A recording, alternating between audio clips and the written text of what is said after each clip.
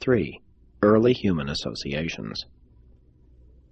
In the most primitive society, the horde is everything. Even children are its common property. The evolving family displaced the horde in child-rearing, while the emerging clans and tribes took its place as the social unit. Sex hunger and mother love established the family, but real government does not appear until superfamily groups have begun to form. In the pre-family days of the horde, leadership was provided by informally chosen individuals. The African Bushmen have never progressed beyond this primitive stage. They do not have chiefs in the horde. Families became united by blood ties and clans, aggregations of kinsmen, and these subsequently evolved into tribes, territorial communities. Warfare and external pressure forced the tribal organization upon the kinship clans, but it was commerce and trade that held these early and primitive groups together with some degree of internal peace. The Peace of Urantia will be promoted far more by international trade organizations than by all the sentimental sophistry of visionary peace planning. Trade relations have been facilitated by development of language and by improved methods of communication, as well as by better transportation. The absence of a common language has always impeded the growth of peace groups, but money has become the universal language of modern trade. Modern society is largely held together by the industrial market.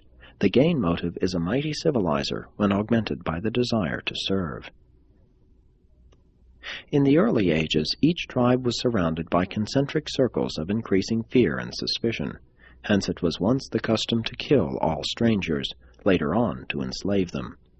The old idea of friendship meant adoption into the clan, and clan membership was believed to survive death, one of the earliest concepts of eternal life. The ceremony of adoption consisted in drinking each other's blood.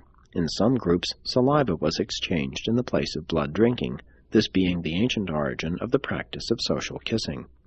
And all ceremonies of association, whether marriage or adoption, were always terminated by feasting.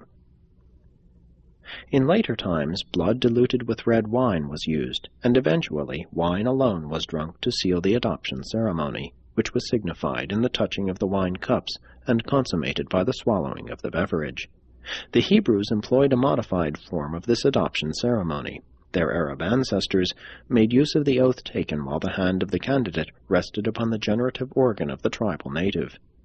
The Hebrews treated adopted aliens kindly and fraternally.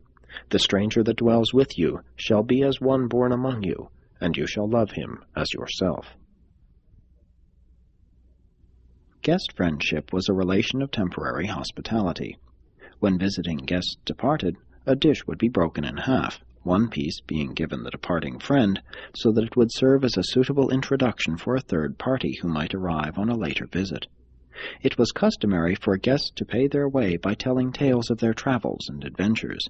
The storytellers of olden times became so popular that the mores eventually forbade their functioning during either the hunting or harvest seasons. The first treaties of peace were the blood bonds. The peace ambassadors of two warring tribes would meet, pay their respects, and then proceed to prick the skin until it bled, whereupon they would suck each other's blood and declare peace. The earliest peace missions consisted of delegations of men bringing their choice maidens for the sex gratification of their one-time enemies, the sex appetite being utilized in combating the war urge. The tribe so honored would pay a return visit with its offering of maidens, whereupon peace would be firmly established, and soon intermarriages between the families of the chiefs were sanctioned.